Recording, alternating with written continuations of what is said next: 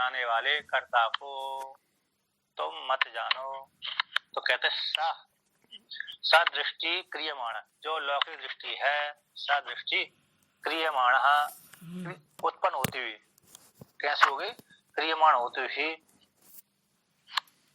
घटवत कर्म होती, घट के जैसे घट बनाया जाता है, घट कर्म होता है, कर्ता कुमार रूप कर्ता का घट कर्म होता है, उसी के समान लौकिक दृष्टि भी उस कर्ता का कर्म है।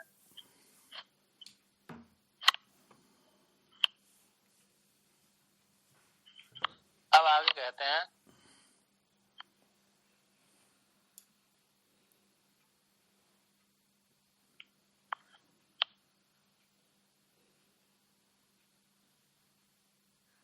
यहाँ पर 2 नंबर टिप्पणी में लिखा था ना पश्चिर, नहीं देखना चाहिए।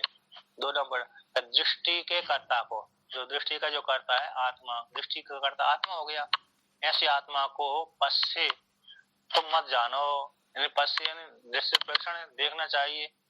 तो कहते मत जानो क्रियमाण दृष्टि के द्वारा, क्रियमाण दृष्टि के द्वारा जो रूप अनुपातनीय है, रूप को अरे प्रकाशन करने वाली है, रूप साथ जुड़ने वाली, ऐसी उस दृष्टि के द्वारा न क्रिया न मत करो, अर्थात उसको विषय मत बनाओ। कर्ती कर्मी का, कर्ता की कर्मी का जो नित्य लौकिक दृष्टि है, उस दृष्टि के द्वारा तुम आत्मा को मत जानो, इस प्रकार से वर्णन किया, इन विषय मत बनाओ। अब आगे वर्णन करते हैं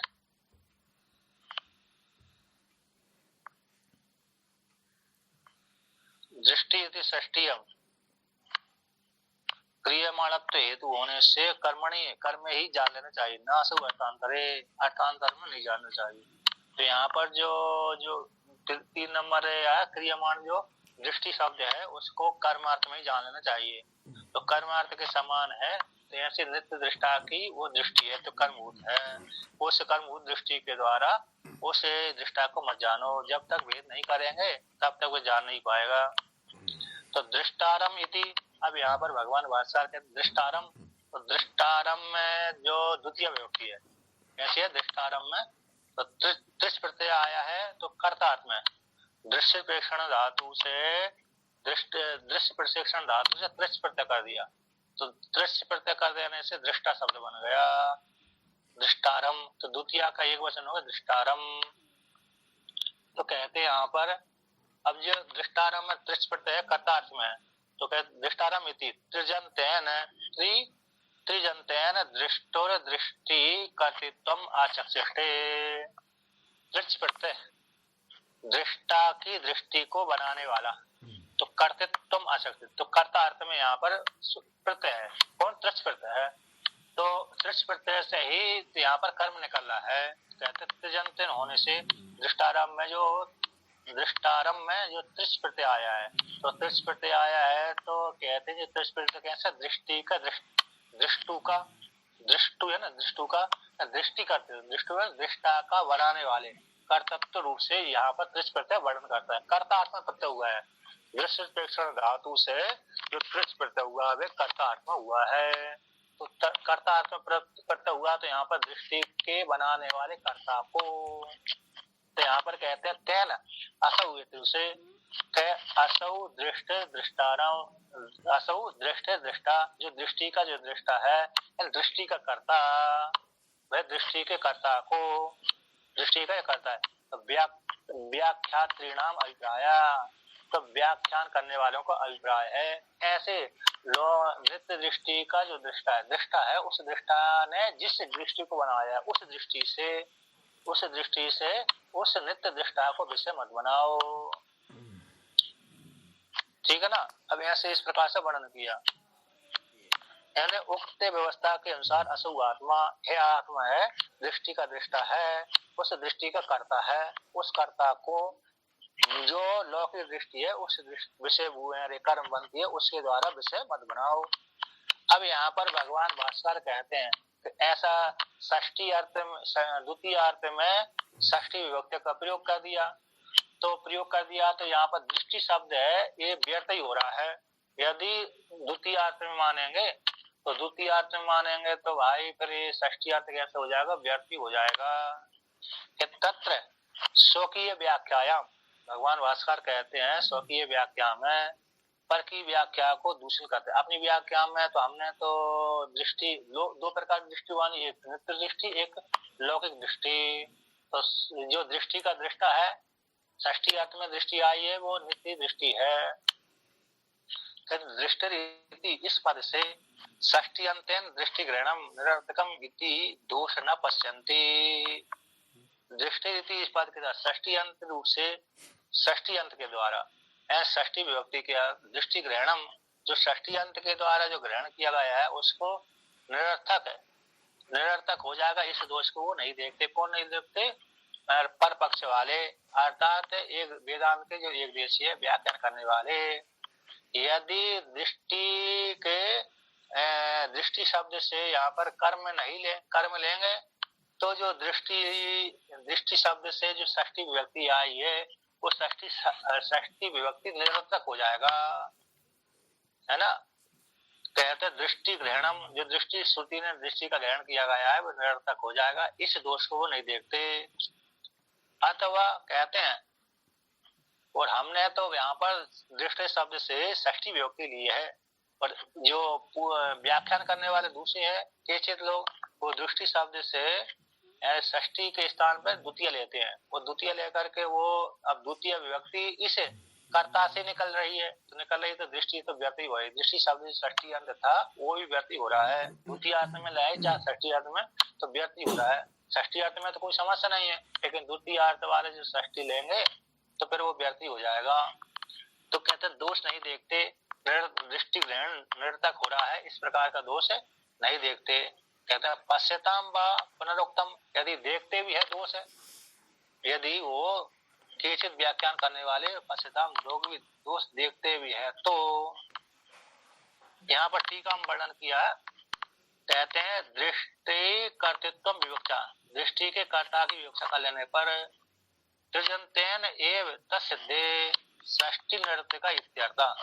टीका में 785 नंबर पृष्ठ की जो टीका है, तो दृष्टि के कर्तृत्व की विवक्षा मानने पर, दृष्टि शब्द से द्वितीय अर्थ लेंगे, द्वितीय अर्थ में षष्ठी ग्रहण करेंगे, तो दृष्टि के कर्ता को विवक्षा मान लेने पर तो तृजन्तेन, त्रिच प्रत्यय जो दृष्टारंभ में त्रिच प्रत्यय किया गया उसके द्वारा ही उस कर्म की सिद्धि हो रही है दृष्टा को। तो दृष्टा को मतलब दृष्टा क्या है? दृष्टा शब्द से आ गए, दृष्टि को बनाने वाले को दृष्टा बोलते हैं, दृष्टि के बनाने वाले को दृष्टा कहते हैं।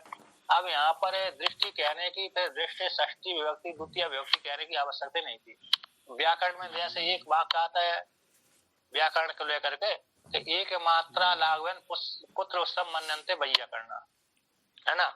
यदि व्याकरण में एक मात्रा कम हो गई तो वो जैसे घर में किसी के घर में पुत्र पैदा हो जाए तो जैसे उत्सव मनाते हैं भैया घर वाले पुत्र उत्पन्न हो जाने पर, उसी प्रकार से वैयाकरण कहते हैं कि एक मात्रा कम से कम लिखी जाए तो बहुत ही अच्छा है। तो एक मात्रा लागवेन पुत्र उत्सव मनन्ते वैयाकरण, उसी के समान ये यहाँ पर जब कृजंत शब्द से, दृष्टारंभ शब्द से ही द्वितीय विभक्ति का कर्म निकल रहा है तो फिर कहने की आवश्यकता नहीं थी।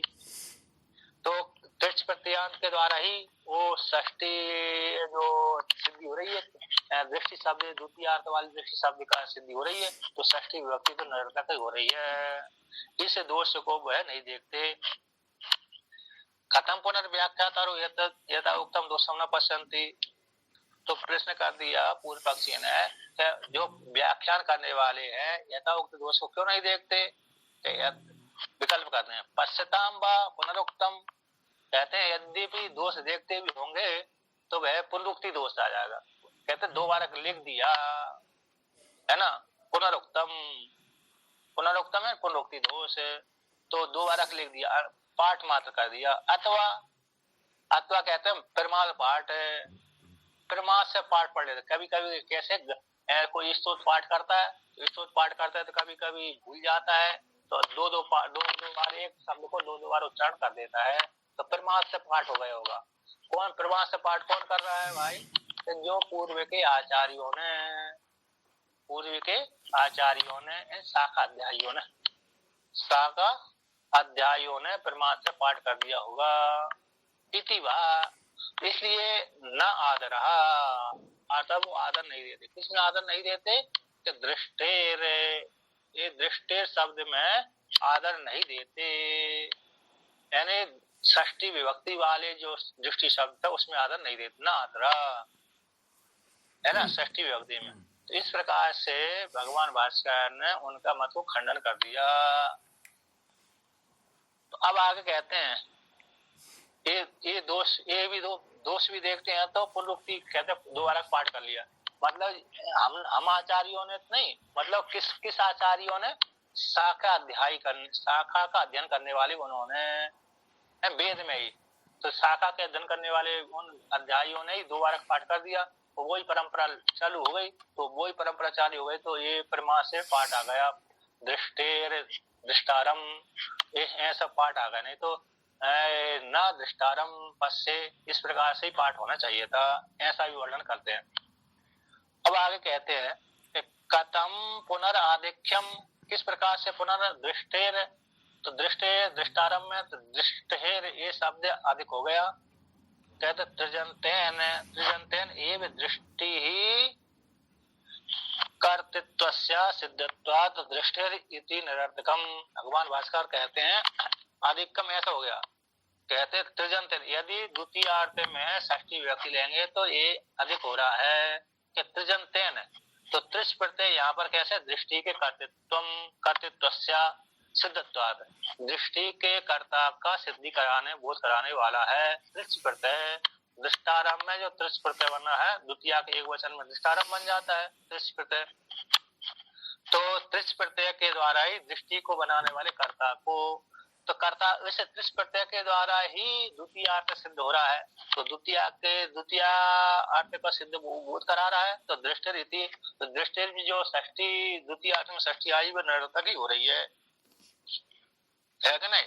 एक शब्द से ही, अरे दृष्टारम शब्द से ही यहाँ पर दृष्टि शब्द जो द्वितीय अर्थ में षष्ठी है वो निरर्थक हो रही है। तो ये कैसे? मतलब पुत्र संबंधते वैयाकरण, एक मात्रा लागू है ना, पुत्र उत्संबंधते वैयाकरणा। इस न्याय के अनुसार ये द्वितीय त्रिज प्रत्यय के द्वारा ही दृष्टि शब्द कैसे हो रहा है? व्यर्थ हो रहा है महाराज जी। हाँ, दृष्टि में एक तीन प्रत्यय है ना, दृष्ट धातु से एक तीन प्रत्यय दृष्टि, त्रिच है ना, तीन नहीं है वो, कागा लशक को तद्धिते से लोप और ना का कितने में तीन होता है, कितने आगा का तीन, तो उसमें दृष्टारम नहीं बनेगा। त्रिच प्रत्यय में रिकारांत प्रत्यय में ही दृष्टारम बनेगा। हाँ नहीं, मैं दृष्टि का बोल रहा था महाराज जी। अब उसमें भी दृष्टि में ना जी, तो दृष्टि में भी तीन प्रत्यय क्यों बनेगा? दृष्टि में दृष्टि, उसमें भी त्रिची प्रत्यय है। मैंने मुझे जो स्मरण है तो पता नहीं महाराज जी, मैं देखूंगा आज।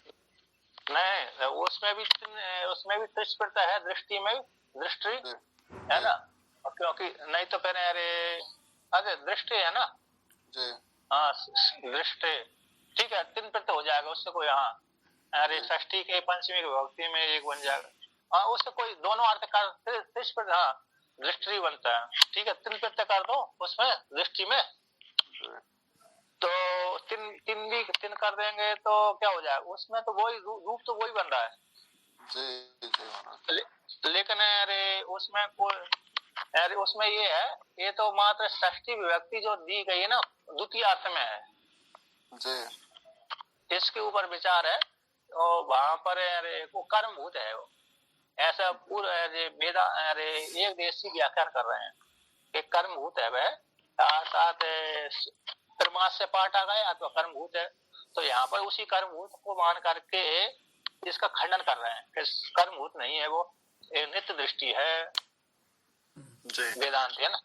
हाँ। और महाराज जी एक मात्रा लघवे न पुत्रोत्सव मन्यन्ते इति वैयाकरणः, तो ये वार्तिक के लिए महाराज जी या सूत्र के लिए कहा गया है? सभी में हो जाता है ना, जैसे अरे व्याख्यान में भी हो जाता, व्याख्यान तो स्पष्ट रूप से होना चाहिए, वार्तिक है, सूत्र है, वार्तिक में और सूत्र में ये चरितार्थ होता है, और व्याख्यान में भी अच्छा कम शब्द में ही अरे व्यक्ति पूरी बात कह दे। जी जी समझाने के लिए तो फिर अनेक प्रकार के वो देना पड़ेगी, लेकिन वाक्य का जब प्रयोग करेंगे वार्तालाप में भी सामान्य शब्द के द्वारा, अब लंबी चौड़ी विशेषण विशेष लगा करके व्यक्ति तो फिर कहाँ तक अन्वय करेगा उसमें जी।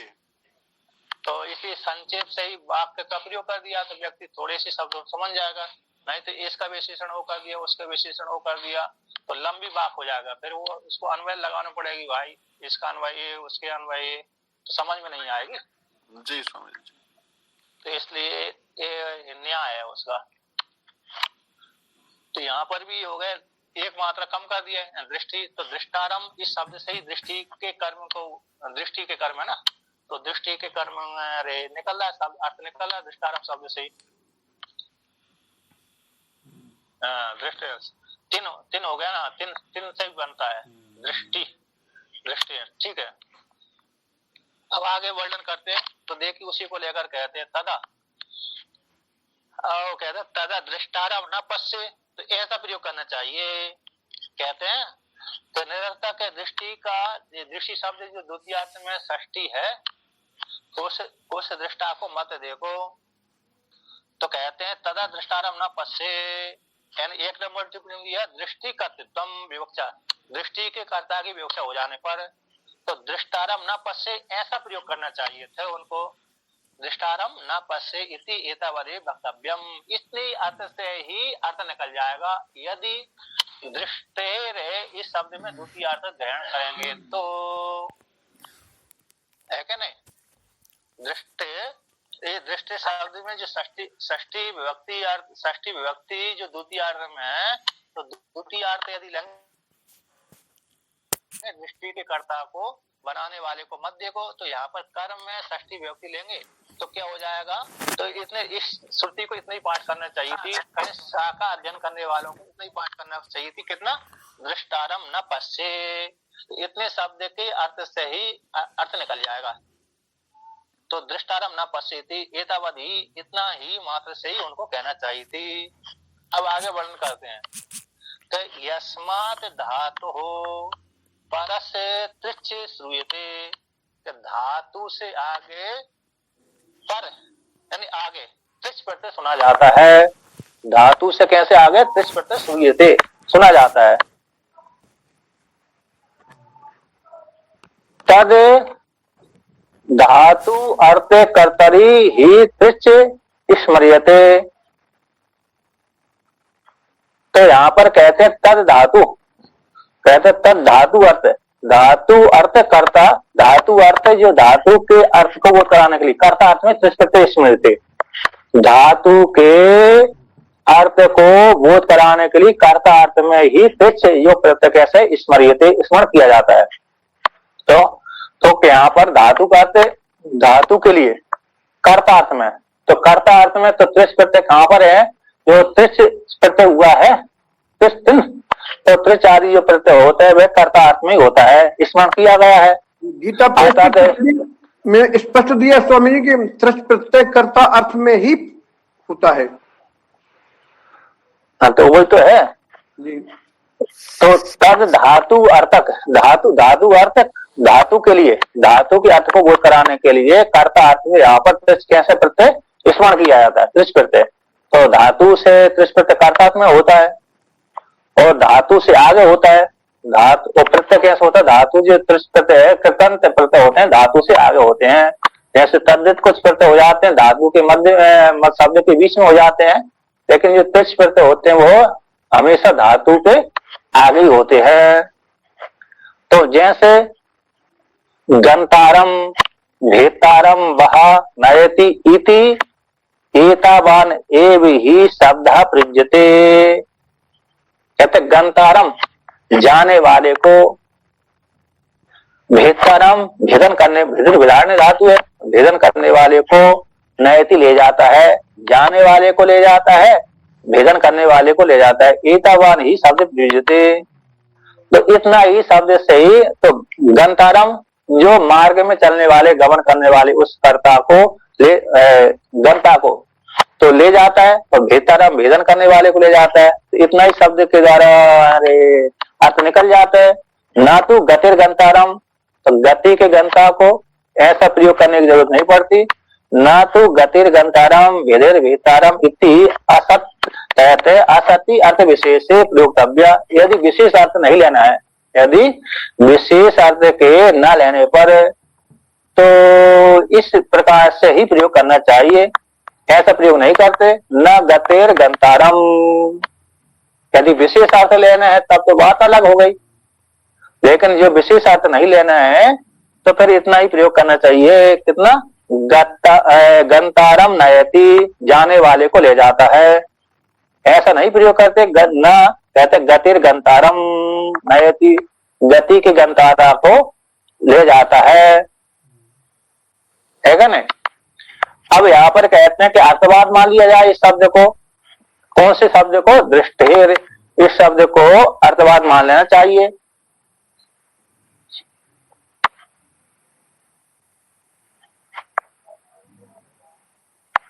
तो यहाँ पर कहते हैं क्रिया, तो क्रिया यानी धातु अर्थ है, कर्ता यानी प्रत्ययार्थ है। धातु अर्थ यहाँ पर टीका में दिया था, क्रिया धातु अर्थ, कर्ता यानी प्रत्ययार्थ है ना। कर्तार्थ में प्रत्ययार्थ कर्तार्थ में ही होता है, एक पद के द्वारा दोनों का लाभ हो जाता है, प्रत्यग्रहण अनर्थकम। अब यहाँ पर कहते दृष्टि रीति, तो यहाँ पर दृष्टि शब्द का वर्णन कर दिया, दृष्टि रीति। तो दृष्टि शब्द कहता है अर्थवाद मान लिया जाए। न च अर्थवादत्वेन हातव्य सत्याम गतौ, कहते हैं अर्थवाद रूप से मान लेने पर त्याग हो जाएगा। कहते हैं अर्थवाद रूप से त्याग करने के योग्य नहीं है। हातव्यम दृष्टि पद को उपेक्षा करने योग्य नहीं है। सत्यम गतु, उसकी गति है, गति की प्राप्ति हो जाने पर त्याग करने के योग्य नहीं है, अतः उसकी दृष्टि शब्द कैसे गति का भूत कराने वाला है। कहते प्रमाद से पाठ हो जाए तो प्रमाद कर नाचा प्रमाद पाठा, ये दृष्टि शब्द कैसा है? प्रमाद परक भी नहीं है, प्रमाद से पाठ भी नहीं हुआ है क्या नहीं जी। तो आगे वर्णन करते हैं।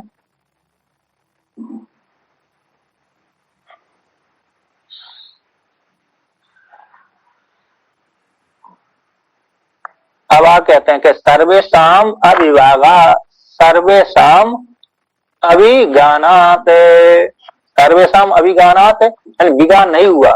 तो सारे शाखा अध्याय करने वाले, सारे शाखा अध्याय करने वाले मतलब कांड शाखा और माध्यम शाखा, कांड शाखा का पाठ करने वाले और माध्यम शाखा के पाठ करने वाले, इन दोनों में विरोध नहीं है। दोनों शाखाओं में एक जैसे ही पाठ मिलता है, माध्यम शाखा में कर्ण शाखा में। ये तो कर्ण शाखा से, तो कर्ण शाखा में जैसे पाठ है उसी प्रकार से माध्यम शाखा में भी उसी प्रकार से पाठ है। तो दोनों शाखा में विरोध न होने से इसलिए प्रमाद परक पाठ भी नहीं है और अर्थवाद परक वाक्य भी नहीं है, दृष्टि शब्द जिसके लिए उसकी उपेक्षा की जाए। तो तस्मात् व्याख्यात्रीणाम एवं बुद्धि दौर्बल्यम न अध्येत्री प्रमादा, इसलिए व्याख्यान करने वालों की में ही बुद्धि की दुर्बलता है। ये अध्ययन करने वालों का ये प्रमाद परक पाठ नहीं है। न दृष्टि दृष्टारम पश्य है, ऐसा जो पाठ है दृष्टिर दृष्टारम न पश्य, तो ये पाठ करने वालों का प्रमाद पूरक पाठ नहीं है ना। शाखा अध्ययन करने वालों का ये प्रमाद परक पाठ नहीं है, बल्कि व्याख्यान करने वालों का ही बुद्धि में दुर्बलता है। इसलिए उन्होंने इस षष्ठी व्यक्ति को व्यर्थ मान उपेक्षा व्यर्थ मान करके कर्म अर्थ में अर्थ प्रयोग किया है। व्यर्थ मान करके निरंतर कर दिया और द्वितीय अर्थ में ग्रहण कर लिया। इसी व्याख्यान करने वालों की बुद्धि में दुर्बलता की प्राप्ति होती है। इस प्रकार से वर्णन कर दिया।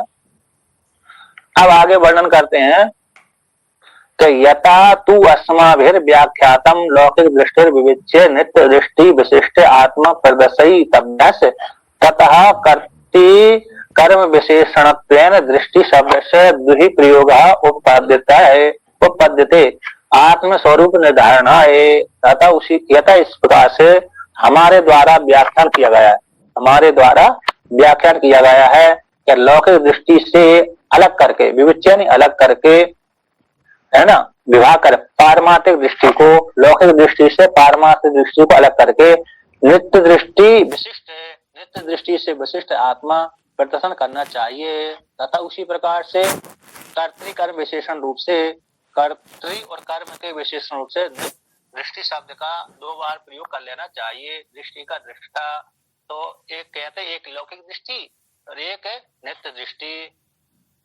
तो लौकिक दृष्टि और नित्य दृष्टि 2 बार प्रयोग कर लेने पर उत्पन्न हो जाता है कर्ता का कर्म और कर्ता का स्वरूप। तो आत्म स्वरूप निर्धारण करने के लिए जो दृष्टि शब्द का 2 बार प्रयोग कर लेना चाहिए, एक नित्य दृष्टि रूप से, एक लौकिक दृष्टि रूप से। तो लौकिक दृष्टि कैसी हो गई, उपेक्षणीय हो गए, नित्य दृष्टि ग्रहण करने की योग्य हो गई। नहीं दृष्टोर दृष्ट रीति च प्रदेशांतर वाक्यन एक वाक्यता उपन्ना भवति, येन क्योंकि तो के नहीं दृष्टि दृष्टो रीति, इस वाक्य में तो दृष्टि का दृष्टा को तुम मत जानो, विषय रूप से मत जानो। तो ये सेम प्रदेशांतर जो वाक्य है दूसरी श्रुति में, यानी 4:3:22 में जो आगे आएगी वो श्रुति में तो एक वाक्यता उत्पन्न हो जाएगी। एक वाक्यता जैसे वहां पर भी आता है दृष्टि, पहले कौन सी श्रुति आई थी, तो एक श्रुति आगे श्रुति वो पीछे नरे नहीं दृष्टिर भी परिलोप विद्यते अविनाशित्वात्, ये पीछे श्रुति आ गई थी, उद्धरण कर दिया गया था। अरे 782 नंबर पृष्ठ पे आइए, तो नीचे की पंक्ति नहीं दृष्टेर भी परिलोप विद्यते अविनाशित्वात्, इस श्रुति के साथ भी एक वाक्यता उत्पन्न हो जाएगी। तथा उसी प्रकार से चक्षुंसी पश्यति, चक्षुओं को अरे इस प्रकार से तथा ये केन उपनिषद का आता है, चक्षु के चक्षु है ना, जिस चक्षुओं के द्वारा चक्षु देखने की सामर्थ्य करता है, उस चक्षु को तुम आत्मा जानो। आता उसको विषय नहीं बनाया जा सकता, उस चक्षु को विषय नहीं बना, लौकिक चक्षु के द्वारा जिसे आत्मा की सत्ता को लेकर चक्षु इंद्रिय रूप को प्रकाश करने में समर्थ होती है, ऐसी उस आत्मा को चक्षु के द्वारा विषय नहीं बनाया जा सकता। तब चक्षु का भी चक्षु है, चक्षु का भी वह चक्षु है, कौन, आत्मा। और श्रोत्रम इदम श्रुतम, श्रोत्र का भी श्रुत है, श्रोत्र का भी श्रोत्र है, जिसे परमात्मा की सत्ता को लेकर श्रोत्र इंद्रिय श्रवण करने में सामर्थ्य ग्रहण करती है, वह आत्मा उस श्रोत्र का भी श्रोत्र है। इति इस प्रकार से, तो इति श्रुति अवतरण एक वाक्य उपन्ना, इस प्रकार से 2 प्रकार की दृष्टि, 2 प्रकार की श्रुति, 2 प्रकार की विज्ञात्री मंत्री आदि मान लेने पर ये उत्पन्न हो जाता है। एक नित्य दृष्टि हो गई, एक लौकिक दृष्टि, नहीं तो विरोध भाव की प्राप्ति हो जाएगी।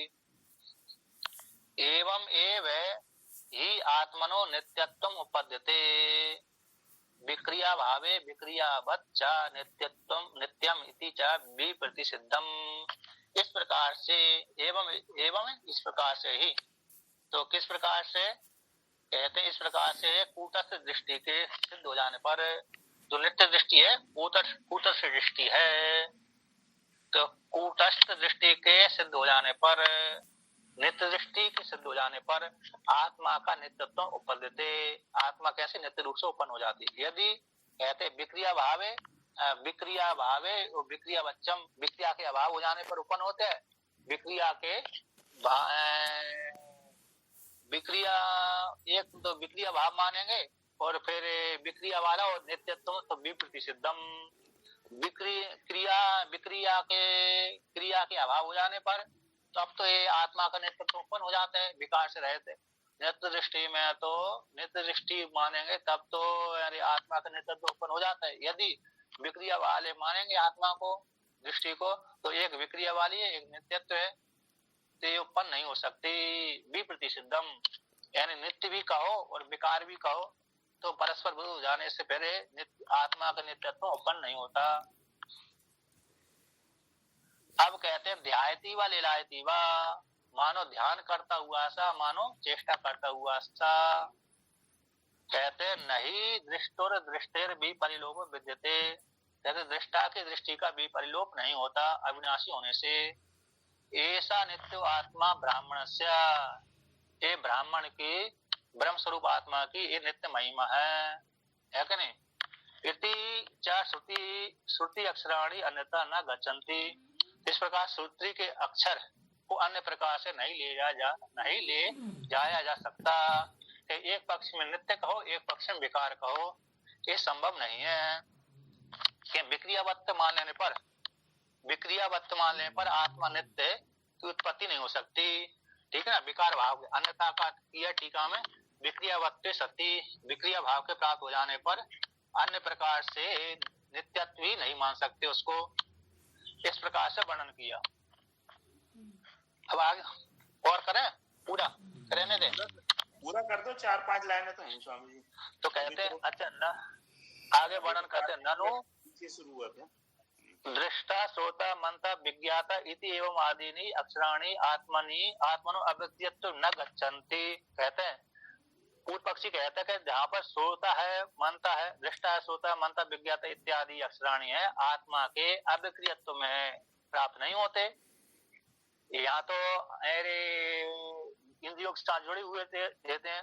चक्षु के साथ जुड़ने से दृष्टा कहलाता है, श्रोत इंद्रिय के साथ जुड़ने से श्रोता, तो मति के साथ जुड़ने से मनता, बुद्धि के साथ जुड़ने से विज्ञाता। इस प्रकार के अक्षर आत्मा के अविक्रियत्व को प्राप्त नहीं कराते। तो ऐसी प्राप्ति हो जाने पर सिद्धांत कहता ना ऐसी बात नहीं है। यथा प्राप्त लौकिक वाक्यानि अनुवादित्वात् तेषाम, कहते जो श्रोता, दृष्टा, मनता, विज्ञाता ये लौकिक वाक्य के अनुवादक होते हैं, इसी हेतु से आत्मा के अविक्रियत्व को बोध नहीं कराते। न आत्म तत्व निर्धारणार्थानि कहते आत्मा को निर्धारण करने के लिए श्रोता, मनता, विज्ञाता ये वाक्य नहीं आए आत्म तत्व को निर्धारण करने के लिए। ये मात्र लौकिक दृष्टि के साथ ही संबंध कराने वाले हैं, इनके साथ जोड़ करके श्रोता, मनता, विज्ञाता।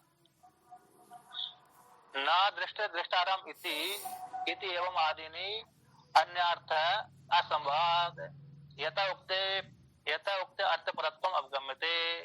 दृष्टि के दृष्टा को तुम मत जानो इत्यादि जो वाक्य है अन्य अर्थ का संभव न होने से, अन्य अर्थ का संभव न होने से यथोक्त अन्य अर्थ दृष्टि आदि का कर्ता और कहते हैं, और यथोक्त अर्थम कहते हैं दृष्टि आदि का जो कर्ता है यहाँ पर, ये अन्य अर्थ का संभव न होने से, कर्म अर्थ में संभव न होने से षष्ठी जो दृष्टि का है ना, तो दृष्टि इसमें षष्ठी विभक्ति अर्थ लेना चाहिए, कर्म अर्थ नहीं लेना चाहिए, तो नित्य दृष्टि लेना चाहिए। तो यथाउक्त अर्थ में आता दृष्टि आदि का साक्षी रूप से ही जाना जाता है।